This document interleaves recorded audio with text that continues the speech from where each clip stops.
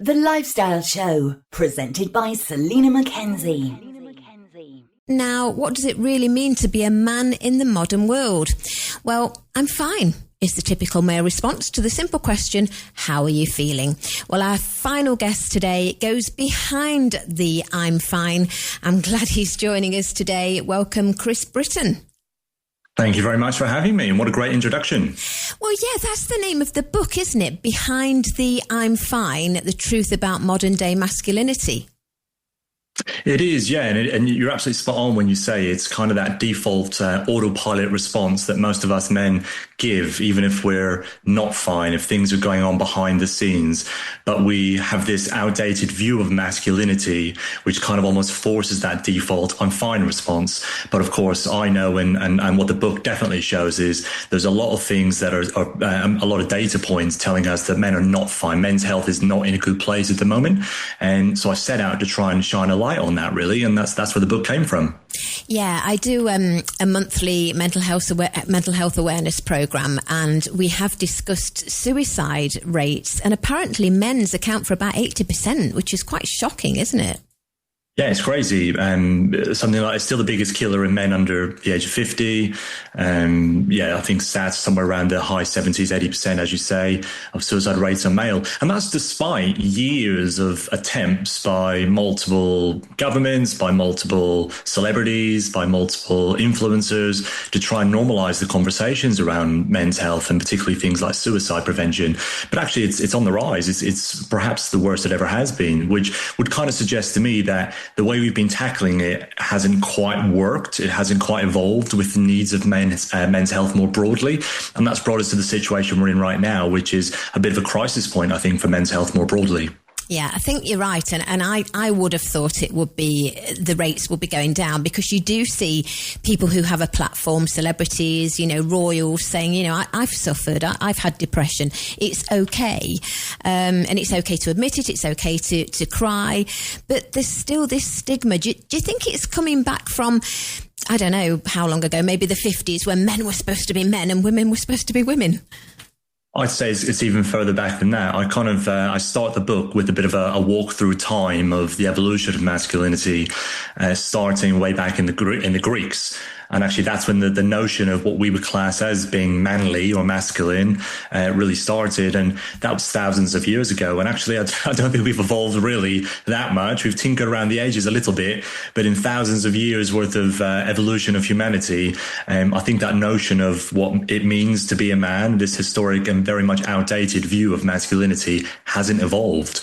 And that's where we find ourselves now. We still have those same, quite frankly, silly notions of a man as the provider and the stoic one, and the one that doesn't show any weakness and all that sort of stuff. And it's just incredibly unhelpful. And the stats are there to back it up, to say something needs to change. Men are dying and lonelier than ever before.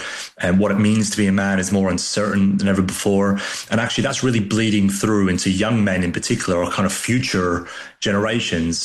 They're starting to see that with things like education standards dropping, loneliness becoming a thing for teenage boys, and actually behavior becoming quite polarizing, which is scary. But that's the truth of where we are right now. Yeah, you mentioned teenage boys. Another statistic that I learned was that the majority of addicts, there's a lot of young men. In fact, young men have lost their identity completely, but the majority of addicts are young men. Yeah, absolutely. Men are 3 times more likely to become addicted to some form of substance, whether that's alcohol is probably the one we think about the most, but actually drugs is the other one we probably commonly talk about. But actually there's a lot of addictions which are hidden by shame.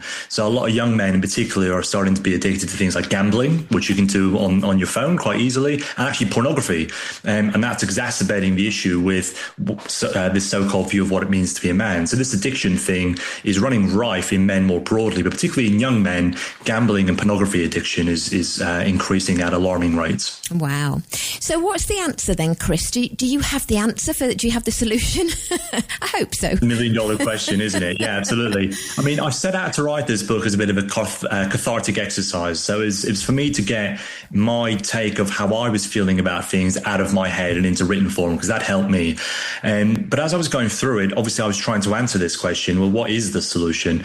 And I don't think there's a silver bullet, nor do I think it's an easy thing to do. But definitely where I think we need to shift our focus is into the preventative side of men's health. So quite often we talk about the scary things like suicide and things like that, and rightly so. And that is the stuff which grabs a lot of media attention, and I can understand that. I guess my view on this is, well, how do we stop it ever getting to that point in the first place? What can we put in place as a society, through government policy, through our role models, through our relationships, to give men enough education, because knowledge is power, as the old saying goes, but also enough self-worth, where things like loneliness and things like addiction and things like feeling like they don't know who to turn to or who to talk to, that isn't a thing. So that doesn't lead to the finality of things like suicide and long-term addiction. So that's kind of my take on this, is we need to do more in the spaces to allow men to talk and open up, which is safe and non-judgmental. And actually what we need to do as a society more broadly, actually, is recognize and accept that there are some uniquely male-related illnesses and things that go on which impact men in a very different way to women and other parts of society. We have to acknowledge that and put things in place to stop it getting to crisis point in the first place. Yeah. And we know, I think women seem to know better than men, that talking can help, even talking with your friends. Women will go for a coffee or a glass of wine and open their heart to their friends. But I don't know, because I'm not a male, but I'm guessing that most men will go to the pub and just talk about mundane things, football and things like that. I don't think that they sit and have a heart-to-heart like women do. Yeah, and that's one of the odd paradoxes of men's health or health more broadly, is women talk about their feelings and emotions and things that are making them feel not so great. They see the doctor far more than men do, but women live longer.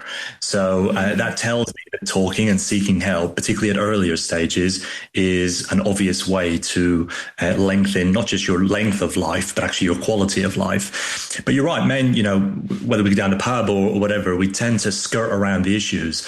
So actually it's a call to action for men, whether it's your listeners or just men more broadly. If you see something in a friend of yours that feels a bit off, then be the role model and be the ally that person needs. Like, shoot them a text or a WhatsApp, or just ask them the question. And I think one of the things, and I experienced this myself as a guy, I think sometimes we don't want to ask the questions because we're afraid of the answers, and we would have no idea how to respond. If I said to my friend, I'm not okay, I'm not feeling myself, I don't feel well, I don't feel good, I feel depressed, men typically want to fix. We try to go into fix mode, and that's unhelpful as well. So sometimes we just need to listen, have a space to talk.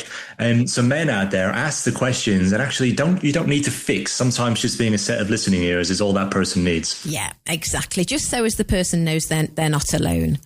Exactly, 100%. Easy as that. Do you think women can help because it's a little easier for us, because that's in our makeup, whether it be, a wife, a partner, a mother, a friend, a sister? Do you think we can help to try and coax them? I mean, should we be asking the right sort of questions to get them to open up? Yeah, we should, of course. Any help is much appreciated, but there is something and the data shows this, that men, when they have a sense of empathy, as in speaking to other males who might experience or can at least come from a place of real understanding, will typically talk to more men about those feelings if the setting is right and they're comfortable doing so.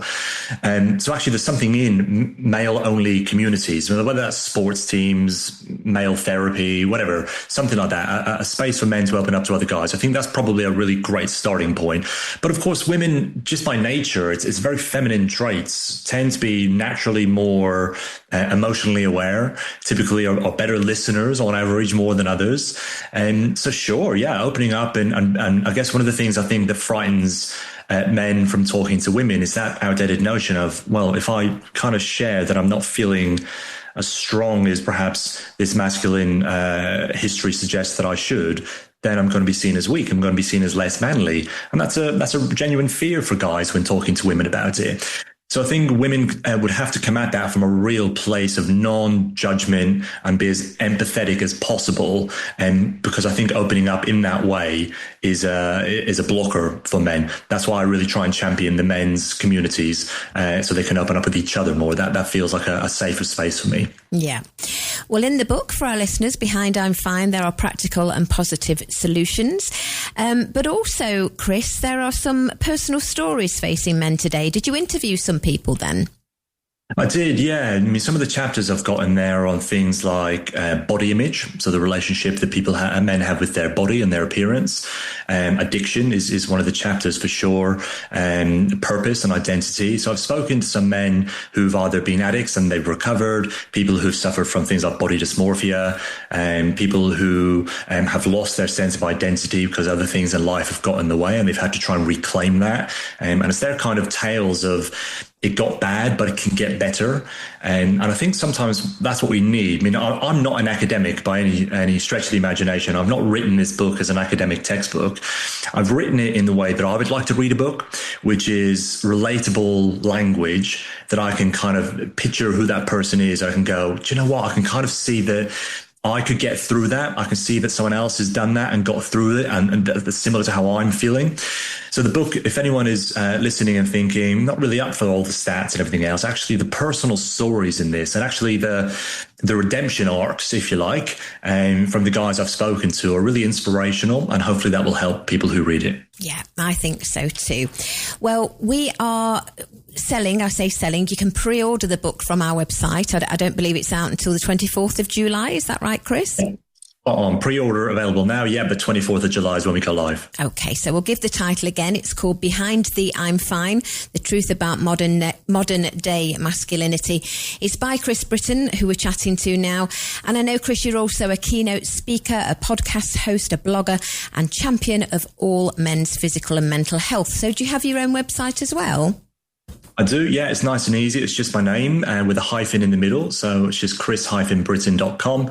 And you can find out a little bit more about what I do and how I support businesses and men more broadly as well from there. Wonderful. Well, you're doing a grand job. Thank you so much for joining us. Thank you for having me. Take care. Bye-bye. Bye-bye. Talk Radio Europe. Your voice in Spain.